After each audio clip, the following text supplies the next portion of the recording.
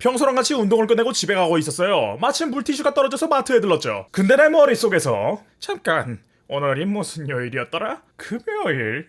쉣!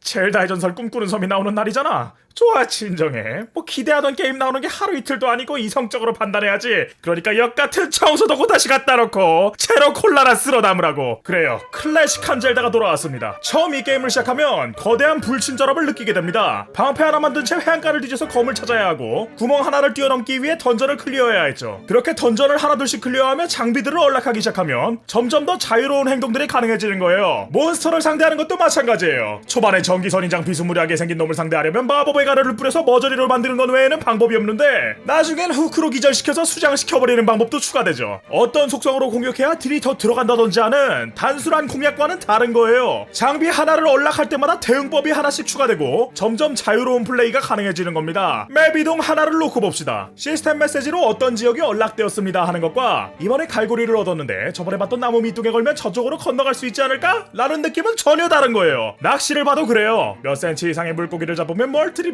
이런 게 아니라 저기 수초 사이에 뭔가 있는 게 보여. 저게 뭐지? 낚을 수 있는 건가? 이런 느낌이란 겁니다. 이런 작은 요소들이 모여 좋은 게임이 만들어지는 거죠. 이런 게임들을 부르는 명칭이 뭐가 있었는데, 그래요, 어드벤처 게임. 오픈월드 게임들만 전전하다 보니 이젠 이름도 가물가물하구만. 이 게임은 말 그대로 모험입니다. 퀘스트 마커를 쫓아다니는 게 아니라 직접 어떻게 해야 할지 생각하고 움직여야 하는 진짜 모험 말이죠. 퀘스트 마커를 쫓아다녀야 하는 게임이 잘못됐다는 게 아니에요. 직접 생각할 수 있는 게임이 줄었다는 거지. 나는 이렇게 직접 생각할 수 있는 게임들을 좋아해요. 보스전 하나를 보더라도 어떻게 움직이는지 파악하고 어떻게 딜을 넣을 수 있는지, 혹은 딜을 넣을 타이밍을 만드는 방법은 무엇인지 계속해서 생각해봐야 합니다. 액션성보다는 퍼즐에 치우쳐진 보스전이라고 할 수 있어요. 패턴만 파악하면 칼질 4방에 죽는 보스도 있었으니까. 그렇다 해서 성취감이 없었다는 건 아닙니다. 오히려 성취감을 느끼는데 어려운 난이도는 필요 없다고 말하는 듯 했어요. 이 게임이 주는 성취감은 자신이 무언가를 풀어나갈 때 얻을 수 있는 성취감입니다. 고전 어드벤처 게임들이 주는 성취감은 대부분 이런 종류의 성취감이었죠. 이 말은 무엇이냐? 리메이크는 성공적이었다는 겁니다. 과거의 향수를 불러일으키면서도 그 향을 망치지 않는 선에서 편의성을 개선했죠. 다만 새로 추가된 던전 만들기 컨텐츠는 지루하기 짝이 없었어요. 어드벤처 게임에서 이미 클리어한 요소를 다시 돌아보는 것만큼 지루한 건 없으니까요.